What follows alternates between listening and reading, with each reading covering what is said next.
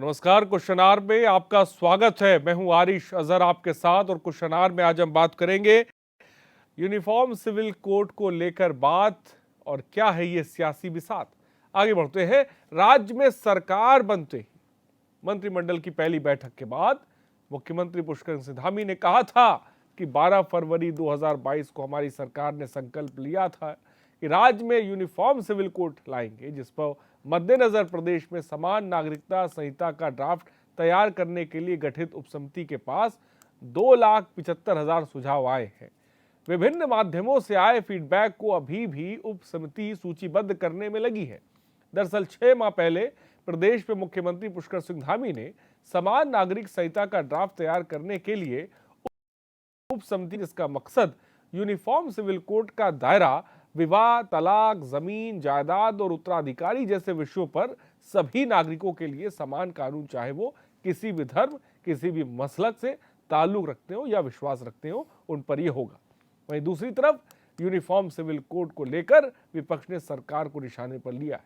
कांग्रेस का यहाँ पे कहना है कि यूनिफॉर्म सिविल कोड की बात ये बीजेपी की चुनावी बिसात है और कुछ नहीं है। बीजेपी ध्रुवीकरण करना चाहती है।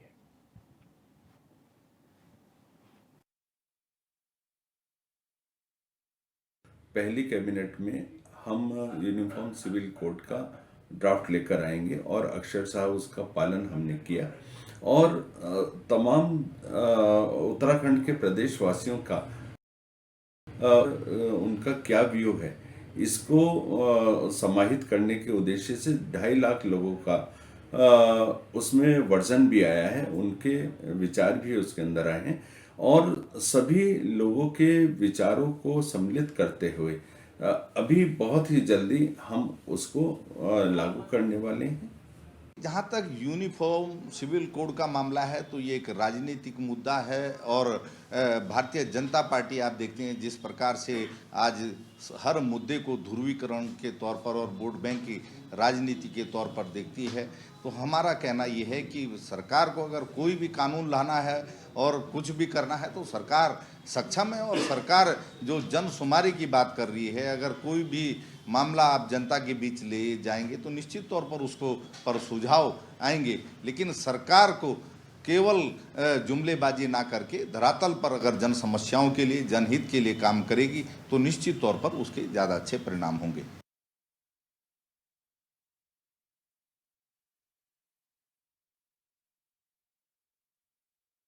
बढ़ाई है, लेकिन इसमें कोई दो राय नहीं है कि एक्शन में मुख्यमंत्री धामी यूनिफॉर्म सिविल कोड को लेकर नजर आ रहे हैं।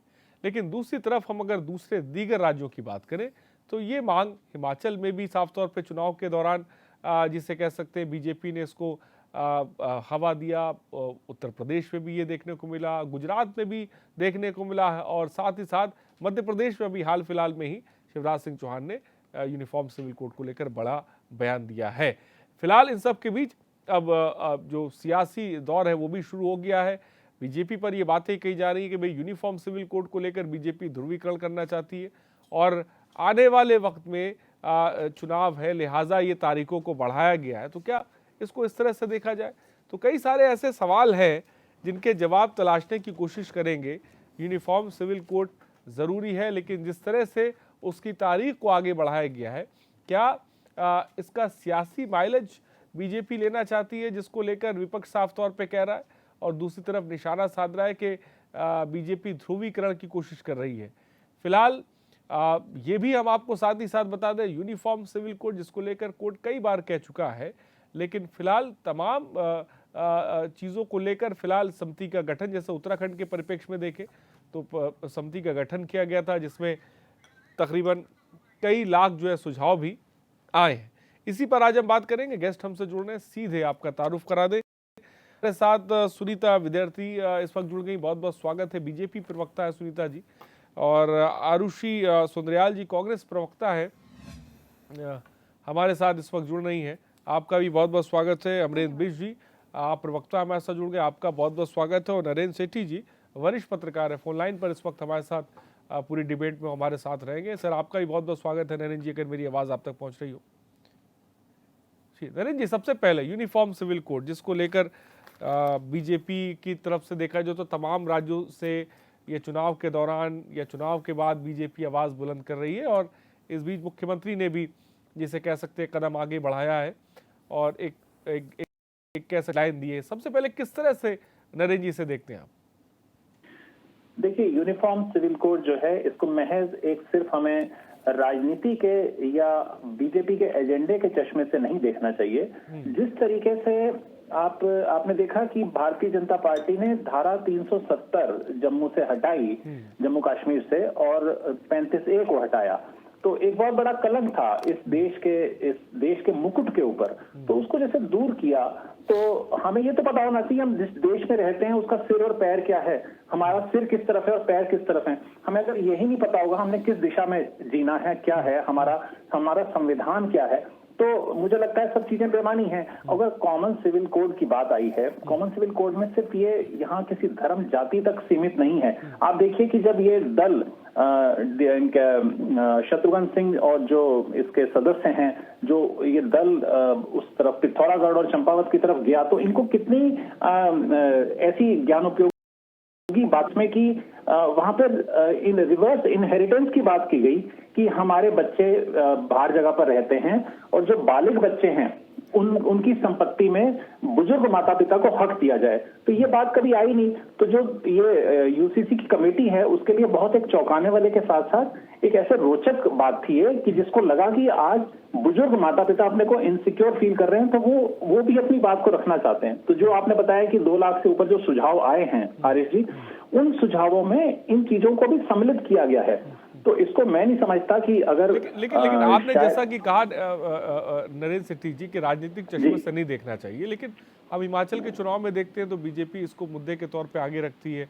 गुजरात में हम देख रहे हैं, हम मध्य प्रदेश में देख रहे हैं और उत्तराखंड में हमने देखा कि भाई इसको डेट आगे बढ़ाई गई है। और क्या आगे चुनाव अगर आता है तो क्या इसको माइलेज के तौर पर इस्तेमाल किया जाएगा? देखिए, माइलेज तो तब होता कि अगर बीजेपी इसको कहती हाँ हमने कर दिया, बना दिया जल्दबाजी में और तुरंत इसको लागू कर देते। अब वो अगर बिल्कुल उसको पूरी पारदर्शिता और पूरे सबकी राय बनाना चाहती है तो इसके ऊपर भी अगर हो हल्ला हो रहा है तो मुझे लगता है राजनीति का चश्मा जो है उसको बदलने की आवश्यकता है।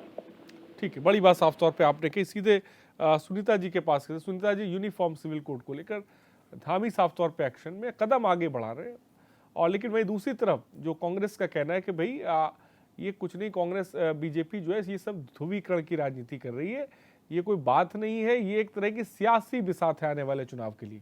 क्या कहेंगी आप इस पर? जी बिल्कुल, देखिए समान नागरिक संहिता जो हमने चुनाव से पहले भी बात की थी और सबसे पहले माननीय मुख्यमंत्री श्री पुष्कर सिंह धामी जी ने यही एक जनता के साथ में वायदा किया था कि हम इसको लागू करने के लिए भरसक प्रयास करेंगे। और जैसे ही हमारी सरकार सत्ता में आई, हमने सबसे पहले यूनिफॉर्म सिविल कोड की बात की और प्रदेश में पूरे तरीके से सभी लोगों से, सभी जनता से, सभी दलों से, सभी कम्युनिटी से हमने इसमें सुझाव लिए हैं। और जैसे कि आपने अभी बोला कि समिति को जो है मई 2023 तक का समय दिया गया है, जो 6 महीने का एक्सटेंशन हुआ है, वो इसी वजह से हुआ है कि प्रत्येक व्यक्ति इसका महत्व जाने, इसकी परिभाषा जाने और क्या होता है कॉमन सिविल कोड उसको जाने।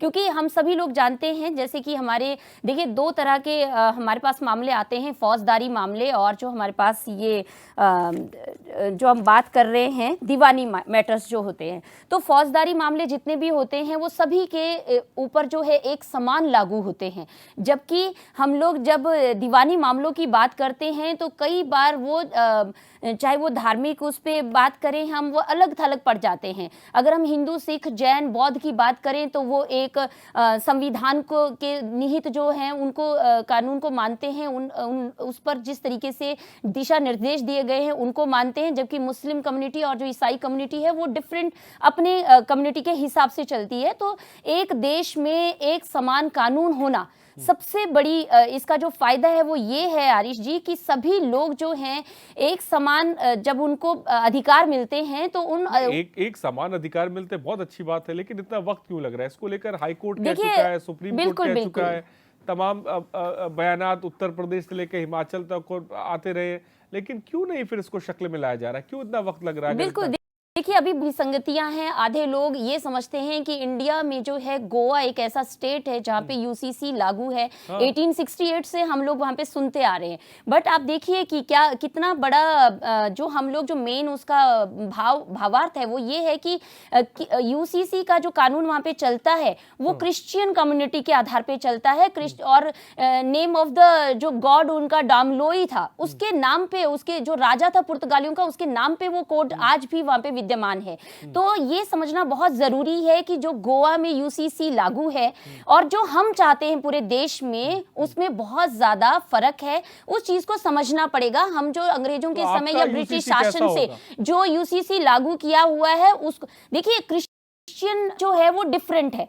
यही हम बात कर रहे हैं कि सभी धर्मों के लिए, क्योंकि क्या होता है कि धर्मों के आधार पर जो है सब चीजें यहाँ पे निहित हो रही हैं। तो सभी धर्मों में जो है देखिए महिलाओं का जैसे अधिकार, आपने कहा कि वहाँ जैसे क्रिश्चियन के आके हिसाब शाह से, बानो का एक केस है जिसकी वजह से ये ज्यादा हाईलाइट हुआ था। तो उस टाइम पे भी देखिए ये जो मेन फोकस है, देखिए अभी भी जो दीवानी जो मामले हैं वो 75% एज इट इज है। लोगों को ये लग रहा है कि यूसीसी जो है वो पूरा बदल दिया जाएगा या पूरा उसमें संशोधन हो रहा है। ऐसा नहीं है। 75% जो है, जैसे पहले से दिशा निर्देश है, संवैधानिक रूप से जिस तरीके से बनाया वैसे ही फॉलो होगा।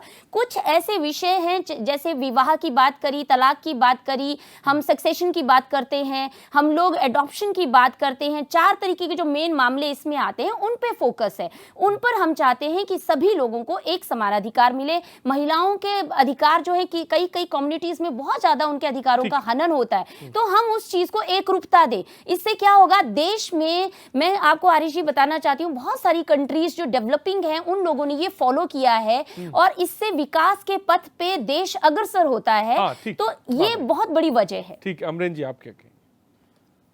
देखिए थोड़ा सा यूनिफॉर्म सिविल कोड के अगर हम बैकग्राउंड में जाएंगे तो हम देखेंगे कि जब पुष्कर सिंह धामी जी मुख्यमंत्री बने, उसके बाद उत्तराखंड में यूनिफॉर्म सिविल कोड को लेकर के उन्होंने बात कही और फिर ये चर्चा हुई। और आप भी जानते हैं कि जब वो मुख्यमंत्री बने तो उत्तराखंड चुनाव की तैयारी कर रहा था। उत्तराखंड के राजनीतिक दल चुनाव में जा रहे थे और उसके बाद फिर आप देखेंगे कि उसके बाद कहीं इसकी कोई बात उत्तराखंड के अलावा कहीं नहीं हुई। उत्तराखंड और उत्तर प्रदेश के जब चुनाव आए तो उनमें ये मुद्दा आया। और फिर अभी आप देखेंगे तो हिमाचल में ठीक चुनाव से पहले गृह मंत्री जी ने भी वहां जा करके और जेपी नड्डा जी ने भी वहां जा करके इस बात को बहुत प्रमुखता से रखा। अभी गुजरात के चुनाव में भी भारतीय जनता पार्टी ने इस मुद्दे को रखा। तो इस लिहाज से मैं ये कह सकता हूँ कि भारतीय जनता पार्टी के लिए ये कोई जन मुद्दा नहीं है, ये एक राजनीतिक मुद्दा है। आम आदमी पार्टी चाहती है यूनिफॉर्म सिविल कोड होना चाहिए। मैं उस पर आ रहा हूँ। मैं ये कहना चाह रहा हूँ कि आखिर इसके पीछे की भाजपा की मंशा क्या है। ये एक राजनीतिक मुद्दा इसको बनाना चाहते हैं और आम आदमी पार्टी निश्चित तौर पर यूनिफॉर्म सिविल कोड को लेकर के कभी कोई विरोध नहीं किया। लेकिन हम ये कह रहे हैं कि अगर उत्तराखंड के संदर्भ में ही बात करें तो उत्तराखंड की जनता क्या चाहती है। उत्तराखंड के नौजवान बेरोजगारी को लेकर के सड़क पर है। उत्तराखंड में जिस तरीके से लॉ एंड ऑर्डर की जो स्थिति है उसको लेकर के सड़क पर है। बहुत सारी स्थितियां हैं, लेकिन जनता तो उन पर सरकार को काम करते हुए देखना चाहती है। लेकिन सरकार उस पर काम करने की बजाय एक ऐसा मुद्दा जो जनता का मुद्दा कभी रहा ही नहीं, उन्होंने उसको मुद्दा बनाया और उसको वोटों के ध्रुवीकरण के लिए उसको अब पूरे देश में बढ़ा रहे हैं। अब मैं ये कह रहा हूँ, जैसा सुनीता बहन जी ने कहा कि अलग अलग राज्यों के अलग अलग सिविल कोड हैं, तो अलग अलग सिविल कोड क्यों हैं? अगर सरकार चाहती है तो केंद्र में बहुत मजबूत सरकार है तो एक ही सिविल कोड क्यों नहीं पूरे देश का बना लेते? अलग अलग राज्यों में जब अलग अलग सिविल कोड बनेंगे, यूनिफॉर्म सिविल कोड बनेंगे, तो क्या उनमें कहीं आपस में क्लैश तो होंगे? तो निश्चित तौर पर ये बातें भी आएगी। तो रही बीजेपी की बात, तो मुझे लगता है कि जिस तरह से ये जनता के मुद्दों से भटक करके, और अभी कैबिनेट में भी 1-2 ऐसे मुद्दे हुए जो जिनको आप धार्मिक ध्रुवीकरण के लिहाज से देख सकते हैं, तो इनकी जो दृष्टि है वो विकास को लेकर के कम है और इस तरीके के मुद्दों की राजनीति को लेकर के ज्यादा है। मैं एक बात और कहकर खत्म जल्दी से कब शब्द। मैं ये कहना चाह रहा हूँ कि अक्सर धामी सरकार के मामले में हमारी ये धारणा है कि ये धीमी सरकार है और ये धीमी सरकार इसलिए है कि अब देखिए यही यूनिफॉर्म सिविल कोड का ये पहले कैबिनेट को किया और जब कर दिया था उसके बाद अब एक्सटेंशन ले रहे हैं, तो आप समझ सकते हैं कि धीमी गति से सरकार ठीक। चल रही है। आरुषि जी, आप क्या कहेंगे, क्यों लगता है कि भाई ये बीजेपी इस मसले को उठा के तमाम जगहों पर ये ध्रुवीकरण कर रही है? जी, अगर भाजपा सरकार की मंशा यूनिफॉर्म सिविल कोड को लाने की है तो इसका विरोध तो कोई कर ही नहीं रहा है। ना आम आदमी पार्टी इसका विरोध कर रही है, ना कांग्रेस इसका विरोध कर रही है। तो अगर इन्हें यूनिफॉर्म सिविल कोड लाना है तो ले आए। और जैसा कि ये जो है ऑलरेडी पूरा इसके ऊपर पहले से डिस्कशन सारा हो चुका है, इसका सारा जो इनका पेपर वर्क है वो भी कंप्लीट हो चुका है, हाई कोर्ट में ये हो चुका है, सुप्रीम कोर्ट में भी ये हो चुका है। तो उसके बाद ये देरी किस चीज में कर रहे हैं? तो देरी तो करने की जो मंशा है इनकी यही है कि चुनाव को जो है इफेक्ट करना चाहते हैं, बार बार चुनाव को इफेक्ट करना चाहते हैं। तो इसीलिए जो है इसको हर जगह चुनाव में सिर्फ यूज किया जा रहा है। उसी यही मेन पर्पस है कि धर्म के नाम पे लोगों को जो है बांटने का भाजपा जनता पार्टी में बहुत अच्छा टैलेंट है और वो इसी के भरोसे चल रहे हैं। और उनके पास कोई मुद्दे हैं नहीं, कुछ करने को ज्यादा है नहीं, कुछ कहने को ज्यादा है नहीं। तो भारतीय जनता पार्टी को जो वोट बैंक जो उनका है वो धार्मिक ध्रुवीकरण के बेस पे ही उन्हें पड़ता है। तो वो जो है अगर ये करके खत्म कर देंगे तो उनके पास रह क्या जाएगा। तो इसे ये जितना लंबा खींच सकते हैं उतनी लंबी जो है इस पे रोटियां सेकना चाहती है भारतीय जनता पार्टी। और बाकी यूनिफॉर्म सिविल कोड की जहां तक बात है तो इससे तो सभी को मुझे नहीं लगता कि कोई आपत्ति है, इसका कोई विरोध नहीं हो रहा। कोई ना तो जनता में कोई विरोध नजर आ रहा है, ना किसी राजनीतिक दल इसका विरोध कर रहा है। तो फिर भी भारतीय जनता पार्टी अगर देर कर रही है अगर ये बिल लाने में तो इसका कोई ना कोई राजनीतिक कारण जरूर है। देर क्यों हो रही बताएं? देखिए, जैसे कि अभी मैं आपके हमारे रिप्रेजेंटेटिव भाई साहब बैठे हैं, उन्होंने भी बात की, जो विसंगतियां समझने में है वही हमारा ध्येय है कि लोग अच्छे से पहले यूसीसी को समझें क्या होता है, क्योंकि पॉलिटिकल विंग जो दूसरे हैं उनको इसके बारे में मालूम ही नहीं है। एक मिनट, आपने जो है लेट मी कंप्लीट फर्स्ट। आप जो एकदम से आपने लॉकडाउन कर दिया तब you can proceed after me. ठीक, 1 सेकेंड। देखिए, ये जो यहाँ पे बात हो रही है ना, आर्टिकल 44 के अंतर्गत के अकॉर्डिंग हम लोग देखिए संविधान में भी हमने पढ़ा है क्या है बेसिकली ये, it is the directive principles of state policy. और अगर इस चीज को, ये एक बात मैं और यहाँ पे कोट कर देना चाहती हूँ, अमरिंदर भाई साहब ने कहा कि अलग अलग राज्यों में अलग अलग कोड होंगे। नहीं, मैंने कहा जो गोवा में यूसीसी लागू है, बहुत सारे लोग प्रचलन में ये ला रहे हैं कि हमें गोवा जैसा यूसीसी चाहिए, हमें गोवा जैसा जो वहाँ पे ऑलरेडी पहले से लागू है ब्रिटिश काल से, वो वाला हमें कानून यहाँ पे लोगों को समझाना है। नहीं, मैंने गोवा की इसीलिए पहले बात क्लियर कर दी थी कि हमें वैसा लॉ नहीं चाहिए। सिविल कोड, देखिए यहाँ पे जो यूसीसी है, यूनिफॉर्म सिविल कोड, मैं यहाँ पे कोट करना चाहती हूँ कि सिविल कोड तो सबके लिए बराबर है, सब पर लागू होता है, बशर्ते इसमें एक और सुधार होना चाहिए, यूनिफॉर्म पर्सनल कोड। क्योंकि जो पर्सनल लॉज होते हैं वहां पे हमें जो हमारा जो, जैसे मैंने बात करी, अडॉप्शन हो गया, सक्सेसर हो गया, इसको भी समझ है ना, विरासत में या उत्तराधिकारी की बात है, विवाह की बात है, संबंध विच्छेद की बात है, उन्हीं पे फोकस किया जा रहा है। और विरोध और चुनावी, देखिए एक बात यहाँ पे अच्छे से समझा देना चाहती हूँ, चुनावी मसला होता तो हम चुनाव के समय इसका ढोल बजाते, उसके बाद नहीं। लेकिन लगातार हमारी हाई लेवल कमेटी जो बनी है वो इस पे जन के बीच में जाके प्रत्येक जनपद में सुझाव ले रही है, प्रत्येक कम्युनिटी से ले रही है, ताकि सबको समझाया जाए। यूनिफॉर्म सिविल कोड बीजेपी लाना चाहती है, जैसा कि कहना है सुनीता जी का कि भाई हम गोवा वाला नहीं चाहते, क्रिश्चियनिटी के अधिकार उसमें ज्यादा हो जाते हैं, हिंदुत्व के अधिकार कम होते हैं, लिहाजा किस तरह के यूनिफॉर्म सिविल कोड की बीजेपी बात कर रही है और उसको लाने के बारे में सोच रही है, तमाम जगहों पर जिस तरह की बातें चल रही हैं, और क्या ये हर राज्य में अलग अलग होगा? नरेंद्र जी। जी बिल्कुल, देखिए आरिफ जी जो बात अभी कही है सुनीता विद्यार्थी जी ने, मैं बहुत हद तक उनकी बात से इसलिए सहमत हूं क्योंकि उन्होंने बिल्कुल इसकी निष्पक्षता से बात भी रखी है और साथ में पार्टी लाइन से अलग हटके उन्होंने अपना व्यक्तिगत मत भी रखा है कि यूनिफॉर्म सिविल कोड में क्या होना चाहिए। सिर्फ पार्टी लाइन के ऊपर बात नहीं रखी, उन्होंने पार्टी लाइन का तो पक्ष रखा है। मैं अमरेंद्र जी की भी बात से सहमत हूं कि इसको केवल चुनाव से पूर्व लाने का कोई औचित्य नहीं है, क्योंकि चुनाव से पूर्व लाकर इसका एक ऐसा मैसेज जाता है कि शायद इसको केवल चुनावी रूटीन के तौर पर भुनाया जा रहा है। लेकिन सुनीता की बात में मेरे को बहुत दमदार इसलिए नजर आती है क्योंकि उन्होंने कहा ये स्टेट उसका जो है directive principles of the state government है, ये केवल केंद्र की उसके ऊपर नहीं है। अब राज्य को अगर उसकी स्वायत्ता है, वो अपना एक कानून बना सकता है, तो गोवा को अपना जो अगर उसमें कोई भिन्नता है कानून में, तो उस कानून को बदलने के लिए गोवा को निर्देशित किया जा सकता है केंद्र से, क्योंकि इस एक देश में एक कानून होना चाहिए और हर राज्य में अलग अलग कानून नहीं होना चाहिए। नजीर उसका जो चश्मा है वो केंद्र की दृष्टि से देखें, ये एक इस तरीके का पूरा वाइड स्पेक्ट्रम होना चाहिए।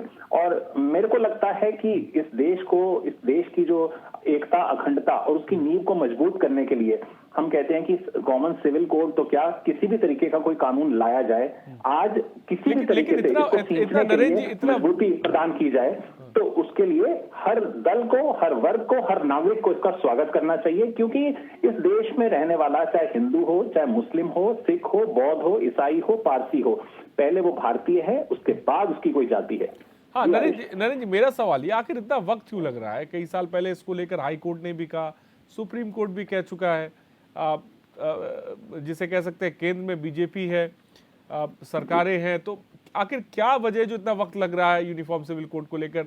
सिर्फ बयान और लोगों के राय मशवरा चल रहा है, इसको लेकर आगे क्यों नहीं बढ़ पा रहा? आरिश जी देखिए, ये 10वीं या 11वीं की पढ़ाई या 10वीं या 11वीं का रिजल्ट नहीं है, या 12वीं का रिजल्ट नहीं है कि इसको पूरा करना है। और ये जो है एक बहुत सारगर्भित तरीके से इसको बनाया जाना है, इसमें हर वर्ग विशेष, हर जाति धर्म की राय सम्मिलित की जानी है। इसलिए मुझे ऐसा लगता है कि इसमें अगर हाँ नरेंद्र जी बोले, आपकी आवाज आ रही, बोलिए जी। मुझे ऐसा लगता है कि इसमें जब तक कि चौतरफा हर वर्ग की राय सम्मिलित नहीं की जाएगी, तो इसको एक बार जब सदन में जब मोहर लग जाएगी इसके ऊपर, उसके बाद अगर हो हल्ला होगा, तो इससे बेहतर है कि इसका चाहे एक बार 6 महीने का 2 बार 6 महीने भी एक्सटेंड करना पड़े, तो उसको करके इसको बहुत ही समग्र तरीके से इसका रूप दिया जाना चाहिए। तो बड़ी बात साफ तौर पे नरेंद्र जी ने कही कि भी इसको लेकर बहुत गहराई से मंथन करने कितना आसान है, जिसे आसानी से लागू कर दिया जाएगा, या जिस तरह के बयान सामने निकल के सामने आते। सीधे सुनीता जी के पास। सुनीता जी, जो बात जिस तरह से हम देखते हैं, और खासकर जो कांग्रेस ये बात कह रही है कि भाई यूनिफॉर्म सिविल कोड को लेकर ये बीजेपी हवाई बात कर रही है और कुछ नहीं है, जब जब इलेक्शन आता है तब यूनिफॉर्म सिविल कोड को लेकर इस तरह के बयान नेताओं के सामने निकल कर आते कि ऐसा लगता है कि भाई इलेक्शन जीते नहीं कि यूनिफॉर्म सिविल कोड आ जाएगा, लेकिन उसके बाद फिर वो ठंडे बस्ते में चला जाता है। तो ये सिर्फ हवाई बात हो रही, क्या कहेंगे इस पे? देखिए, ऐसा है, जो प्रदेश की जनता है, जब हमने यूसीसी की बात की थी चुनाव से पहले की, अब मैं क्लियर करती हूँ कि क्या विजन इसके पीछे रहा और क्यों इसको इंट्रोड्यूस किया गया चुनाव से पहले।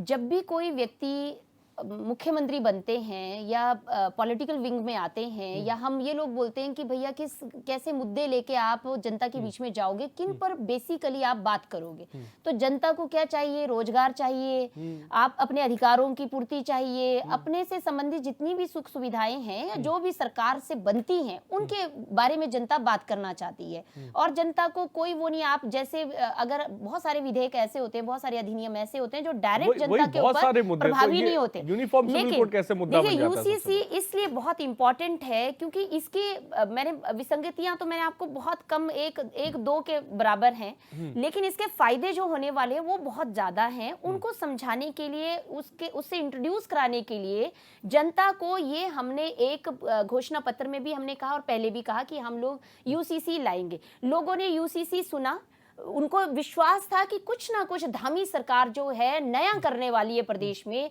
सबके अधिकारों की अगर बात कर रही है तो कुछ बहुत बढ़िया काम करने वाली है। यही बात लेके जनता ने सत्ता में सरकार को लाया। नहीं, हवाई उनको इसलिए लग रहा है क्योंकि वो खुद हवा में ही है, उनको समझ में ही नहीं आ रहा है। मुझे वो डेफिनेशन बता दे।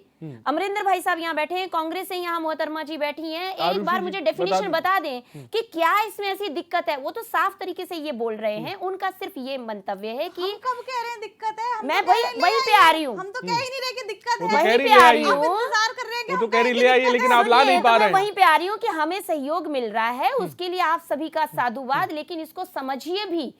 आप ले आइए ये नहीं बोल सकते, आप तो ये बोलिए भाई क्या इसमें खासियत है, क्यों आना चाहिए, विपक्ष हो आप वो क्यों तो कह हाथ रहे से ला हाँ के मिला तो रहे दिखाइए। हो? हम कह रहे हैं आप कह रहे क्यों ला हाथ के से तो हाँ मिला रहे हो? दिखाइए। अगर आपको नॉलेज होती, अगर आप इसको सही दिल से चाहते कि ये आना चाहिए, तो आप इस पे भी बात नहीं करते। आप ये नहीं बोलते कि धीमी चल रही है सरकार या इस पे इतना ज्यादा टाइम क्यों लग रहा है।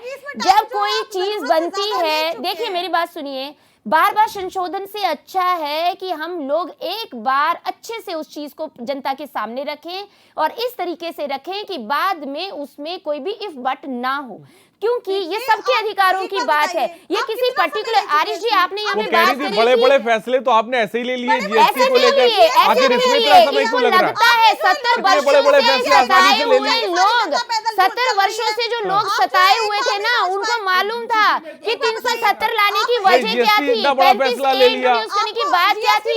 हाँ। कांग्रेस जहाँ पे विभाजन की बात करती है, उनको जोड़ना कहाँ से कश्मीर के पर आपने बड़ा वो फैसला एक ले लिया, रुपया पे बड़े बात बड़े नहीं मामले करते, पे वो बीजेपी ने इंटीग्रिटी फैसले पे ले लिए। बात नहीं करते, वो देश की सॉवरेनिटी पे बात नहीं करते, क्योंकि जहाँ उनको जरूरत थी, विभाजन करने में जहाँ आनंद ज्यादा आता है। जरूरत थी, आप बताइए, जो है पिछले 1950 की में ध्यान देने की यूसीसी बात पे नहीं बात किया। होनी चाहिए थी, लेकिन चालाक नेहरू जी ने क्या किया, चालाक नेहरू जी ने हिंदू अरे कोड आप इंट्रोड्यूस क्या किया। कर रहे हैं? आप हिंदू क्या कर जिसकी रहे हैं? जिसकी जरूरत आप भी हिंदू नहीं, मुस्लिम कर रहे जरूरत भी हैं? थी, आपकी लेकिन मंशा उस सिर्फ वक्त हिंदू मुस्लिम अगर करती है। यूसीसी आता आप तो सिर्फ आज हिंदू इतना करना टाइम चाहते नहीं हैं लगता। चुनाव में। आज आप लोगों मुस्लिमों को करना क्या कोर्ट चाहते में, हैं? आप आप सिर्फ बताइए, वोट इतने करना लोगों चाहते के हैं चुनाव में। मामले नहीं पेंडिंग तो है, बड़े-बड़े मुझे मामले बताना आपने जो है चाहेंगी वो GST लाने से पहले 12-12 आपने साल की आपने लड़कियों की ठीक। शादी हो जाती है क्योंकि हाँ, ये ठीक है। सपोर्ट करते हैं। और एक इन्होंने सेकंड, एक बात और कही एक आरिश सेकंड, जी, एक सेकंड, इन्होंने कहा कि पर्टिकुलर वर्ग के तुष्टिकरण, अरे ये तुष्टिकरण की बात यूसीसी हो रही है। आएगा तो आपकी तुष्टिकरण तो अपने आप आपकी खत्म हो जाएगा। तुष्टिकरण के अलावा आपकी जो आपके पास वोट है की क्या राजनीति चलती है ना तुष्टिकरण की, वो नेस्तनाबूद हो आपकी जाएगी। चलती है। वो कह रहे इसलिए आप ना समझना वो कह रहे चाहते हो, चुनाव के ना टाइम पे बात क्यों करना याद चाहते है, हो। वो कह रही चुनाव के टाइम पे, ठीक है अमरीश जी चुनाव कुछ के कहना टाइम पे इसलिए मैं- जब भी बड़ी बात की जाए तो जनता तो ये चुनाव के समझ में, टाइम पे- देखो जनता को आज हमने सड़कें दे दी, पानी दे दिया, मूलभूत सारी सुविधाएं दे दी, लोगों को रोजगार के लिए हम प्रेरित कर रहे हैं, स्वरोजगार के लिए कर रोजगार रहे की हैं। बात तो नहीं देश करें, में कितनी किस आपने प्रकार से सरकार कानून ठीक है। व्यवस्था बने, ठीक है, देश ठीक है, में ठीक है। प्रदेश सुनीता जी, में किस सुनीता जी, तरीके ठीक की है। सुशासन लाया जाए, ठीक है, आरुष जी, वो कानून आरुष जी, बनाने अमरीश जी का बोले। काम हमारा है और हम ठीक है। लोग वो बनाएंगे, सुनीता जी, सुशासन देने का प्रण हमने नहीं, लिया सुनीता जी, बात आ है। गई। लेकिन यहाँ पे जिस तरीके से कांग्रेस की प्रवक्ता, उनको खुद ही नहीं पता कि क्या आरुषि जी, होता है आरुषि जी, यूसीसी, वो तो ठीक है, कह रही है ठीक है, हम अमरीश तो जी बोलो। विरोध नहीं कर रहे। अरे अमरीश विरोध जी नहीं बोलो। कर रहे तो हम तो ये कह रहे हैं ये अरे हमारे- सुनीता जी, मेरे कहने ये से चुप हो particular जाइए, हिंदुत्व प्लीज, की प्लीज, बात नहीं, ये सभी धर्मों ठीक है की भाई, बात ठीक है, ठीक है, सभी ठीक है। धर्मों के ठीक है, अधिकारों ठीक की है, बात ठीक है, है। ठीक है, अमरीश जी तो बोलो, हम अमरीश चाहते जी हैं बोलो। किसी भी धर्म का, अमरीश किसी जी भी बोले, वर्ग ठीक है, का, सुनीता जी, जाति, ठीक है, बात किसी आ गई। भी प्रकार हाँ, का ठीक जो है, बात आ वो गई, बात आ कहीं गई, भी बात आ उनके गई। अधिकारों का हनन ना ठीक हो। है, अमरीश जी बोलो। आरिश भाई, क्या कभी अंकिता भंडारी की माता पिता को फ़ोन किया मुख्यमंत्री ने और सरकार ने और ये पूछा उनसे कि आपकी बेटी का मर्डर हुआ है, इसमें हम कौन सी जांच कराएं, कौन सी ठीक रहेगी? अभी क्या बात लेकर नहीं, के ये एक कानून अभी भी अपने हाथ में नहीं, मैं आ रहा हूँ। देखिए आप बहन जी, पार्टी ने निर्भया देखिए बहन केस जी, में मैं किया बिल्कुल था। नहीं बोला इस बात में, मुझे बोलने दीजिए। देखिए, जब जब पीड़िता आपका- परिवार से आपका मिलना था, नंबर जब मिले, आएगा तो हमने हर आपको तरीके मौका से मिलेगा। सहायता मैं देने आपको की और मौका पूरी कोशिश की, डिबेट प्रयास में किया। पूरी नहीं, डिबेट सुनीता जी, में मौका आधा दीजिए, मैं चाहूंगा, आधा देखिए, आधा समय अच्छी आप ही डिबेट चल बोलते रही हैं। है, सब लोग तार्किक बातें कर रहे हैं। लेकिन मैं वही चाहूंगा, facts मैं जिन रखे जो बात आप को चाहूंगा- अपनी पार्टी मैं में जिन follow मैं बातों करेंगे। चाहूंगा को अमरीश जी, रखूंगा, आप टॉपिक पे उनके रहे जब और आपका हाँ, बहुत नंबर ज्यादा आएगा तो घुमा आप के चीजों को बोलिएगा। ना लेकर आए, बहुत है ना? ज्यादा घुमा के ना। और मुख्यमंत्री जी ने बेरोजगार संगठनों को फोन किया कि हम इसमें कौन सी जांच कराएं। धर्मांतरण को लेकर के आजकल विधानसभा में कानून पारित हुआ तो उत्तराखंड की जनता से पूछा गया कि हम इस कानून को पारित करें या ना करें। ये कैसी हास्यास्पद बात हो रही है आपके इस मंच पर कि हम जनता से पूछेंगे, और जनता से कब पूछेंगे किसी कानून को लेकर के? जब समिति की रिपोर्ट मुख्यमंत्री जी के पास पहुंच चुकी होगी तब जन सुनवाई का काम होगा। अब आप बताइए मुझे, ये किसको बना रहे हैं? मेरा कहने का मतलब ये है कि मैं पहले से कह रहा हूं कि ये सिर्फ भ्रमित करने वाली बात है। अभी नरेंद्र भाई ने भी कहा और सुनीता बहन जी ने भी एक बात कही, उन्होंने कहा कि एक देश एक विधान, कहा ना, एक ही कानून एक देश में होना चाहिए।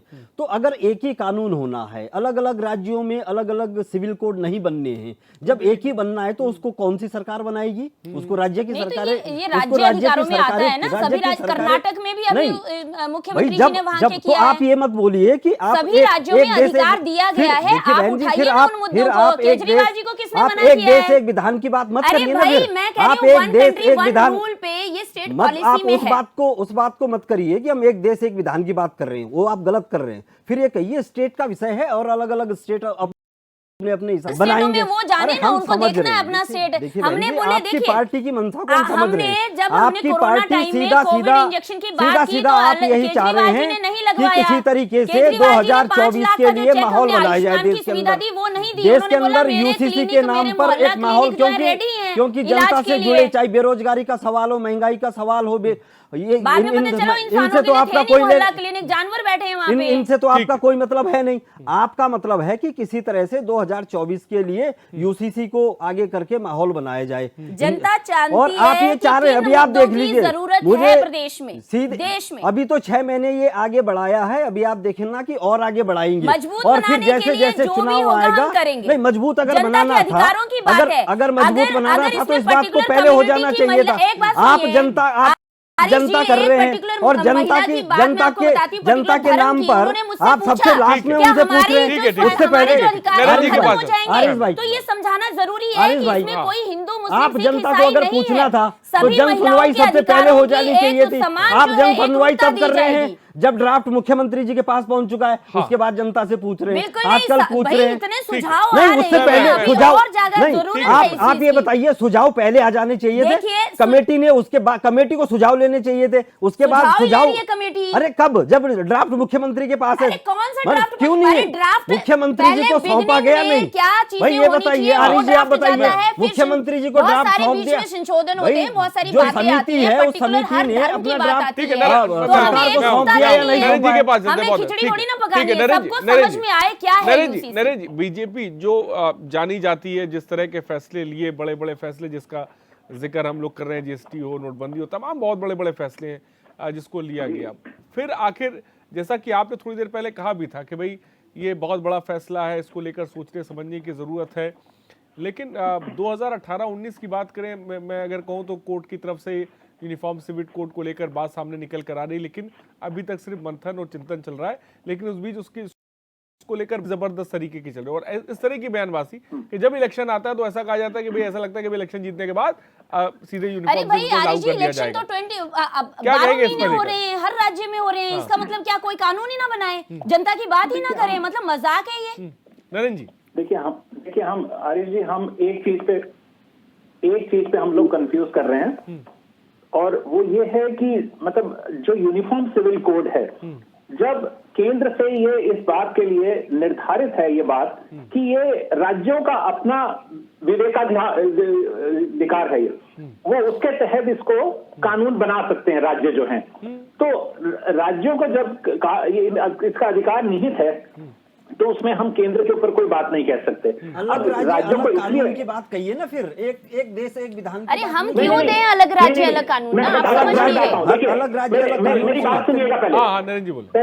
पहले मेरी बात सुनिएगा। देखिए उसका कारण क्या था कि क्योंकि हर जो भौगोलिक स्थिति और वहां की जो धार्मिक स्थिति है वो भिन्न भिन्न है, अलग अलग है। सही। अब वहां पे किसी जगह मुस्लिम बाहुल्य क्षेत्र हैं, किसी जगह हिंदू बाहुल्य। देखिए मेरी बात पहले, सुनीता जी मेरी बात सुन लीजिए। नहीं, आपकी आवाज आ रही है नरेंद्र जी, बोले आ रही है आपकी आवाज।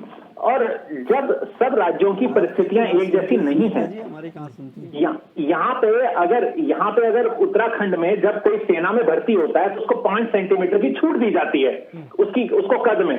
तो जब हर जगह की परिस्थितियां भिन्न हैं तो हम यूनिफॉर्म सिविल कोड को लेकर ये नहीं कह सकते कि ये केंद्र का मुद्दा है।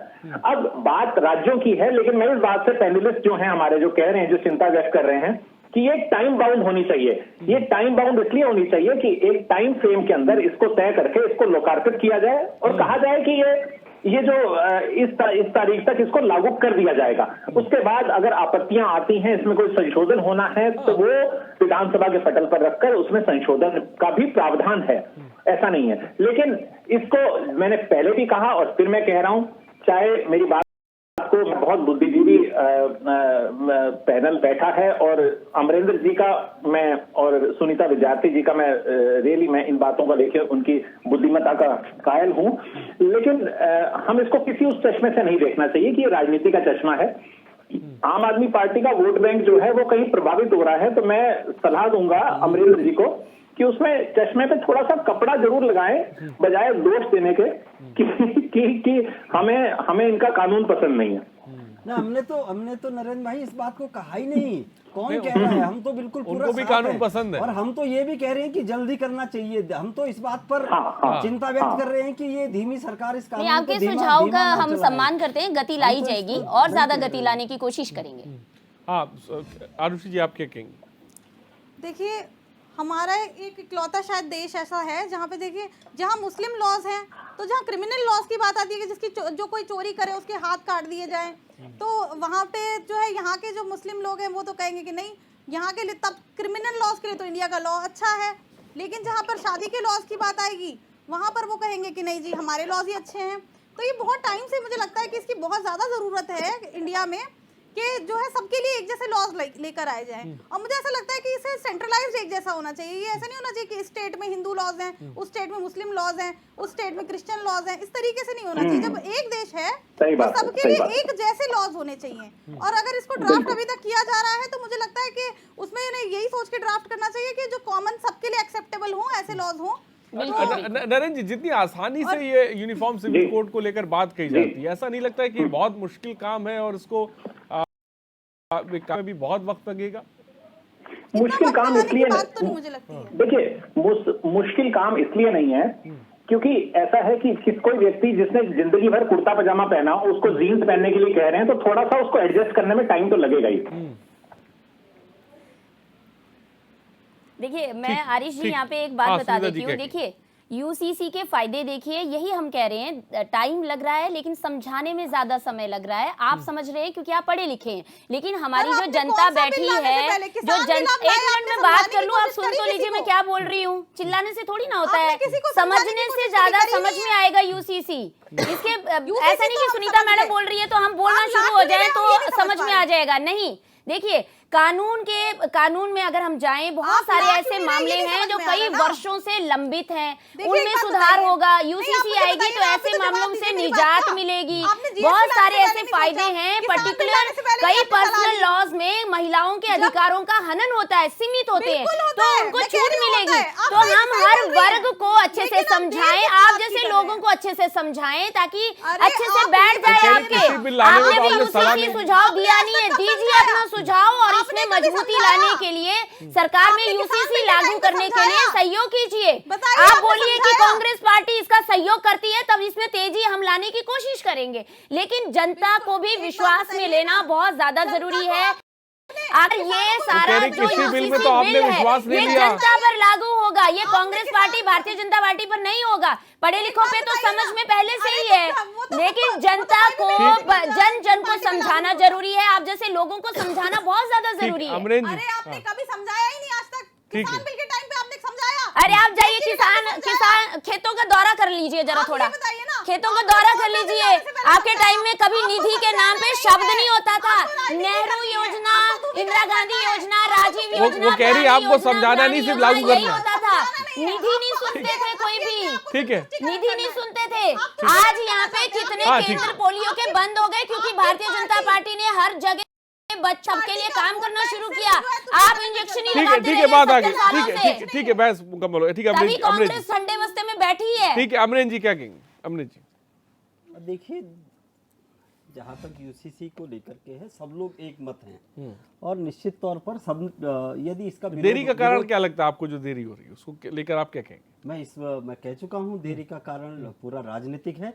अभी बिल्कुल राजनीतिक नहीं है, ये केजरीवाल थोड़ी है कि दिल्ली छोड़ के जो है गुजरात जाते हैं और अलग ही भाषा बोलना शुरू हो जाते हैं। वहाँ इस तरीके की यूसीसी की बात होती रहेगी और फिर जब 2024 का चुनाव भाई आना चुनाव होगा, तो लगातार और है तब भाई, यही लोग कहेंगे, ये तब- चुनावी तब एजेंडे यही- तो आप लोगों के लिए हैं जिनको एडजस्ट होना है कहीं पे। भारतीय जनता पार्टी अपने सही मुद्दों के साथ जनता के बीच में जा रही है और सत्ता में आने का भी यही कारण है, क्योंकि इतने टाइम से जो भारत देश के लिए मजबूत करने के लिए, विकास के पथ पे आगे ले जाने के लिए जो जरूरी चीजें उनमें संशोधन नहीं हुए, ढो रहे हैं आप उन्हीं चीजों को। हमारी सरकार अगर केंद्र में आएगी तो हम एक यूनिवर्सल सिविल कोड बनाएंगे, यूनिफॉर्म सिविल कोड बनाएंगे, तब जा करके होंगे। अभी ये देश में माहौल बनाने का काम कर रहा है, वोटों की ध्रुवीकरण जनता अच्छे से जानती है, आपकी फर्जी बातों को भी समझती है और भारतीय जनता पार्टी के जो हम लेके चले संदेश उसको भी समझती है।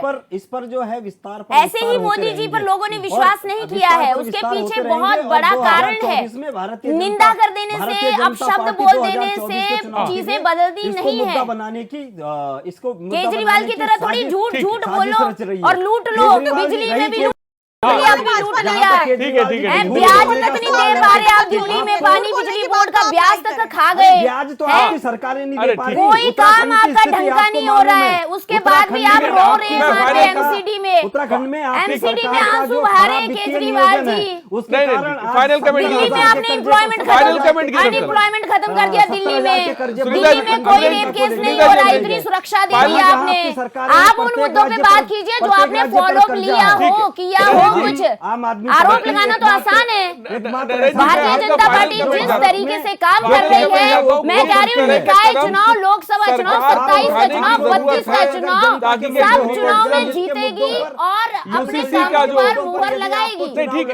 ठीक है बात है। इस तरीके की सुनीता जी अगर चुनाव के माध्यम से आपको समझ में आ रहा है तो समझिए मुद्दों को लेकर समझिए, मैं चाहूंगा राजनीतिक चश्मा आपको उतार के फेंकना चाहिए। मैं चाह रहा हूं नरेंद्र जी का फाइनल कमेंट आ जाए। सुझाव दीजिए, आपसे भी मांगे सुझाव। सुनीता जी ठीक है। आपसे भी नरेंद्र जी क्या मांगे सुझाव, सबसे मांगे, एक जनप्रतिनिधि सभी लोगों से मांगे तुरंत जो है यूसीसी का सुझाव भरिए और अपने सुझाव दीजिए। ठीक है नरेंद्र जी। आपने आप अरे सुनीता जी बात कर रहे हैं आप। सुनीता जी आप बोल रहे हैं राजनीति का, जब आपको समझ में नहीं आया तभी आप बोल रहे हैं कि राजनीति आप तक पहुंच रही है। सामाजिक और आर्थिक स्थिति महिलाओं की मजबूत करने के लिए यूसीसी का बहुत बड़ा योगदान रहेगा।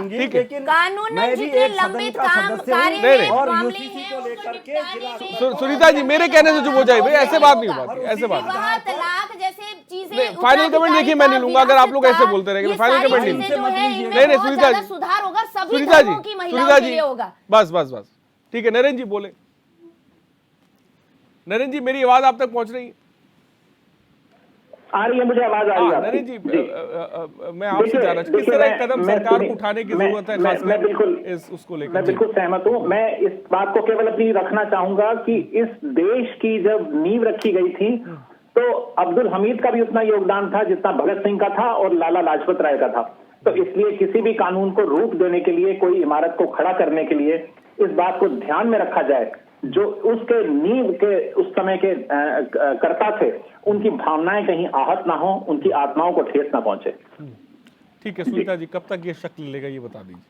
देखिए, मैंने आपको जैसे कहा, अभी समिति का एक्सटेंशन इसी वजह से किया है कि हमने प्रत्येक जनपदों में, हर विधानसभा में, हर जनपद लेकर मंडल स्तर तक हम इस पे चर्चा कर चुके हैं, लेकिन जनता के बीच में हमारा एक ऐसा मैसेज जाए कि लोगों को समझ आए कि आखिर यूसीसी क्या है, क्या इसके हमको फायदे मिलेंगे। सरकार को तो दूसरे दल बोलेंगे तो इनका राजनीतिक एजेंडा है, लेकिन जनता तक कैसे सुविधा पहुंचेगी, क्या सुधार होंगे, उसके लिए हमारी सरकार कृत संकल्प है। ठीक है अमरेंद्र जी, मंथन से यूसीसी निकलेगा या कुछ और? मंथन से राजनीति निकलेगी, मंथन से वोट निकालने की कोशिश हो रही है। और जैसा मैं कह चुका हूं कि अभी प्रत्येक राज्यों में यूसीसी को लेकर के एक माहौल बनाया जाएगा 2024 के चुनाव को लेकर के। 24 में उत्तराखंड में ही थोड़ी हो रहा है चुनाव। मैं देश की बात कर रहा हूं, 2024 में देश सभी राज्यों में लगातार चुनाव होते हैं, हर महीने चुनाव होते हैं। भाजपा तो आप इस चीज से टल नहीं सकते कि चुनाव है इसलिए हम कोई विधेयक नहीं पारित करेंगे, कोई अधिनियम नहीं बनाएंगे, हम कोई काम नहीं करेंगे जनता का। इस समय पर मुझे ऐसा लगता है कि बीजेपी का बड़ा हाथ तंग है को वोट वाली आने वाले समय में। कांग्रेस पार्टी के वो लोग बोल रहे हैं जो चिल्लरों में बटे हैं पूरे देश में, चिल्लर पार्टी बटी हुई है, कहीं पे भी पूरी बहुमत से सरकार नहीं बना पा रहे, एक दो जगह छोड़कर। चिल्लरों में और यात्राएं कर रहे हैं, वो भी परिवार जब बटा हुआ है उसको जोड़ने के लिए कि वाड्रा परिवार भी आ जाए, इटली से भी चलिए, आप परिवार सबों की आ बात जाए आ गई। और फिलहाल भारत में जो है वो तो बहुत बहुत शुक्रिया सुनीता जी हमसे जुड़ने के लिए, आरुषि जी आपका बहुत बहुत शुक्रिया, अमरेन जी आपका बहुत बहुत शुक्रिया हमसे जुड़ने के लिए, और नरेंद्र सेठी जी आपका भी बहुत बहुत शुक्रिया हमसे जुड़ने के लिए और अपने विचार रखने के लिए। तो यूसीसी को लेकर सियासत है, लेकिन दूसरी तरफ ये भी है कि आखिर ये जो यूसीसी कानून है ये कब तक अमली जामा साफ तौर पे पहन पाता है, और या